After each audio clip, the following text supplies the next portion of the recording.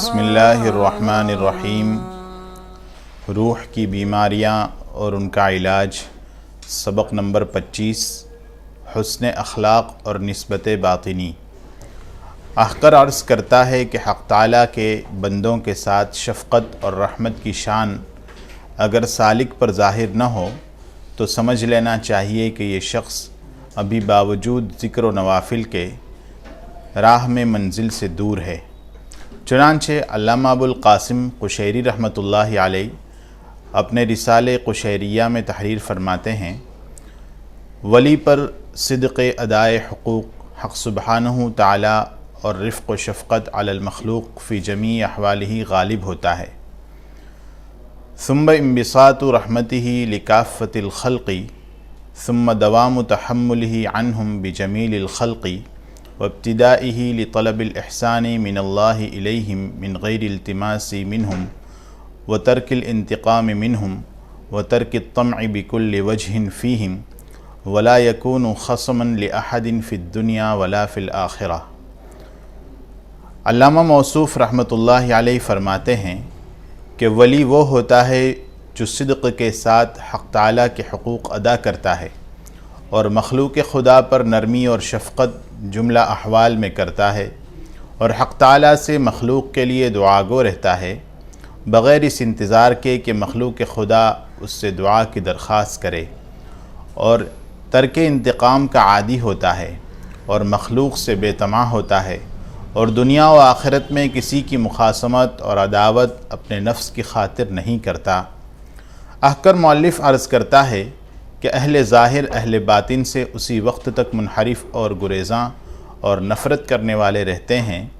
جب تک ان کا باطن ان کے باطن سے بے خبر ہوتا ہے، لیکن معرفت کے بعد وہ اپنے باطن کو ان کے باطن کے سامنے قلاش اور خالی سمجھتے ہوئے ان کے سرمایہ باطنی سے خوشہ چینی کے لیے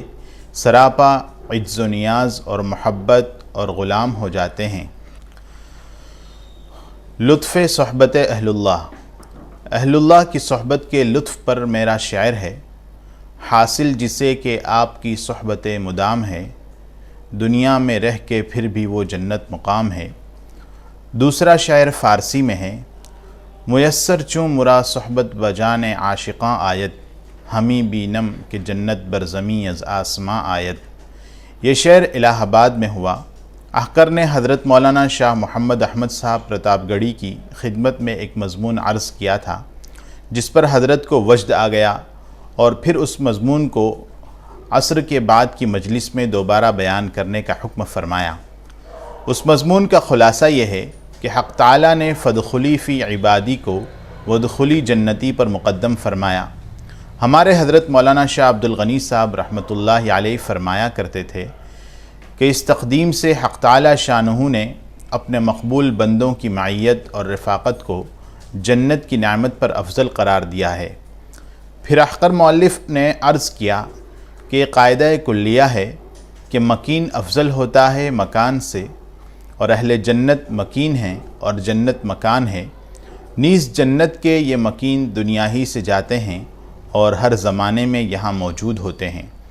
بس جس نے یہاں ان کی صحبت اور رفاقت کو اخلاص اور سچے دل سے اختیار کیا تو اس نے افضل نعمت تو یہیں پالی،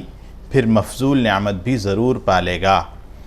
بس فادخلی فی عبادی پر عمل جس نے دنیا میں کر لیا، یعنی صحبت اولیاء اللہ اختیار کر لی، اور صحبت کاملہ اتباع کے ساتھ مشروط ہے، جیسا کہ حق تعالیٰ کا ارشاد ہے واتبع سبیل من اناب الی، تو آخرت میں باقاعدہ جزاء و وفاقہ کے مطابق، یعنی جزا موافق عمل، جنت میں بھی ان کی رفاقت پا جائے گا۔ لہذا حق تعالیٰ کے عاشقین کی صحبت میں بیٹھنا گویا کہ جنت میں بیٹھنا ہے، اور قلب سلیم ہو تو ان کے پاس بیٹھنے سے واقعی جنت کا لطف ملتا ہے۔ اس مضمون کو اس شعر میں احقر نے بیان کیا ہے، میسر چوں مرا صحبت باجان عاشقاں آیت ہمیں بینم کہ جنت برزمی از آسماں آیت۔ حضرت پرتاپ گڑھی رحمۃ اللہ علیہ نہایت محظوظ ہوئے۔ جوانی کی عبادت کا نفع بڑھاپے میں ہے۔ اس کے بعد احقر نے عرض کیا کہ جو اولیاء اللہ جوانی میں بہت عبادت و ذکر کرتے ہیں تو بڑھاپے اور بیماری میں بغیر ذکر و نوافل بھی ان کے قلوب کو انوار سے حق تعالی معمور رکھتے ہیں، جیسا کہ حدیث میں ہے اذا مرض العبد او سافر کتب له مثل ما كان يعمل مقیما صحیحا، جب بندہ مریض اور مسافر ہو جاتا ہے تو جو معمولات اس کے صحت کی حالت اور وطن کے ہوتے ہیں ان کا ثواب بغیر ان معمولات کے اس کو عطا فرمایا جاتا ہے۔ احقر نے ایک مثال سے اس مضمون کو سمجھایا تھا جس کو حضرت پرتاپ گڑھی رحمۃ اللہ علیہ نے بہت پسند فرمایا تھا، وہ یہ کہ سرکاری ملازمین کو ضعیف اور بوڑھے ہونے کے بعد پینشن ملا کرتی ہے، تو حق تعالیٰ کی سرکار سے ان کے سرکاری بندوں کو بھی جب وہ کمزور اور بیمار ہو جاتے ہیں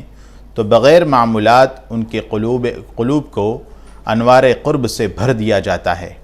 بس بظاہر ان کے اعمال نافلہ کم نظر آتے ہیں مگر ان کی روحانی برکات بہت بڑھ جاتی ہیں، خواہ وہ کمزوری کی وجہ سے بالکل خاموش بیٹھے ہوں یا لیٹے ہوں۔ ہمارے مرشدنا شاہ ابرار الحق صاحب دامت برکاتہم فرمایا کرتے ہیں کہ رات کی رانی خاموش ہے مگر اس کے پاس جو بیٹھنے والے یا سونے والے ہیں رات بھر ان کا دماغ معطر ہوتا رہتا ہے۔ بس جب رات کی رانی میں یہ قوت فیضان ہے تو اہل اللہ کی روحانیت میں کس قدر فیضان کی صلاحیت ہوگی۔ مذاق قلندری کی حقیقت۔ بعض اولیاء اللہ کا مذاق قلندری ہوتا ہے اور وہ نسبت قلندریہ سے مشرف ہوتے ہیں۔ ہمارے مرشدنا حضرت شاہ عبد الغنی صاحب رحمۃ اللہ علیہ نے حکیم الامت تھانوی رحمۃ اللہ علیہ سے عرض کیا تھا کہ حضرت نسبت قلندریہ کیا ہے؟ ارشاد فرمایا کہ وہ رنگ نسبت ہے کہ جس کے حاملین کثرت نوافل اور کثرت تسبیحات کے اہتمام کی بنسبت حق تعالیٰ کے ساتھ ہر وقت اپنے قلب کا رابطہ خاص قائم رکھنے کا اہتمام رکھتے ہیں کہ کسی وقت بھی ذہول نہ ہو اور استحضار دائمی اور حضور دائمی کی نعمت ان کو حاصل رہتی ہے، اور اس کا پتہ ان کی مجالس اور گفتگو سے اہل دل حضرات کو محسوس ہو جاتا ہے۔ اور ذاکرین و شاغلین تو ذکر کے وقت حق تعالیٰ کے ساتھ ہوتے ہیں یا مسجد میں اشراق و نوافل و تلاوت کے وقت تک باخدا رہتے ہیں، اور جب گھر آئے اور بال بچوں میں پھنسے یا تجارت میں لگے تو ان کے قلوب غافل ہو جاتے ہیں۔ مگر یہ صاحب نسبت بندے اولیاء کرام مسجد اور گھر اور بازار ہر جگہ خدا کے ساتھ رہتے ہیں۔ احقر کو اپنا ایک شعر اسی مقام کے حسب حال یاد آیا، دنیا کے مشغلوں میں بھی یہ باخدا رہے، یہ سب کے ساتھ رہ کے بھی سب سے جدا رہے۔ اپنا ایک اور شعر یاد آیا، خدا کے درد محبت نے عمر بھر کے لیے کسی سے دل نہ لگانے دیا گلستاں میں۔ حضرت مولانا شاہ محمد احمد صاحب پرتاپ گڑھی اس دائمی حضوری کو اس طرح بیان فرماتے ہیں، خدا کی یاد میں بھی ہوں مشغول، زباں خاموش دل غافل نہیں ہے، مجھے احباب کی خاطر ہے منظور، یہ کیا طاعات میں شامل نہیں ہے، مجھے احباب کی خاطر ہے منظور، یہ کیا طاعات میں شامل نہیں ہے، جسے منزل سمجھتا ہے تو ناداں، نشان راہ ہے منزل نہیں ہے۔ اہل اللہ کی محبت نعمت عظمیٰ ہے۔ حضرت علامہ سید سلیمان ندوی رحمۃ اللہ علیہ نے فرمایا کہ حق تعالیٰ کی محبت حاصل کرنے کے لیے اہل اللہ کی محبت سے بڑھ کر کوئی عمل مؤثر نہیں۔ سب سے قوی ذریعہ کائنات میں اللہ تعالیٰ تک رسائی کا اللہ والوں کی محبت ہے، ان سے ملنے کی ہے یہی ایک راہ، ملنے والوں سے راہ پیدا کر۔ علامہ موصوف نے اس دعوے کی تائید میں یہ حدیث پیش کی ہے، اللہم انی اسألک حبک وحب من یحبک والعمل الذی یبلغنی حبک۔ اس حدیث پاک میں رسول اکرم صلی اللہ علیہ وسلم نے حق تعالیٰ کی محبت کو مانگنے کے بعد حق تعالیٰ کے عاشقین و محبین کی محبت کا سوال فرمایا، اور اس کے بعد ان اعمال کا سوال فرمایا جو حق تعالیٰ کو محبوب ہیں۔ بس اس تقدیم سے معلوم ہوا کہ اللہ والوں کے محبت کو اعمال پر بھی اولیت اور اہمیت حاصل ہے۔ تقوی کی دولت اہل اللہ سے ملتی ہے۔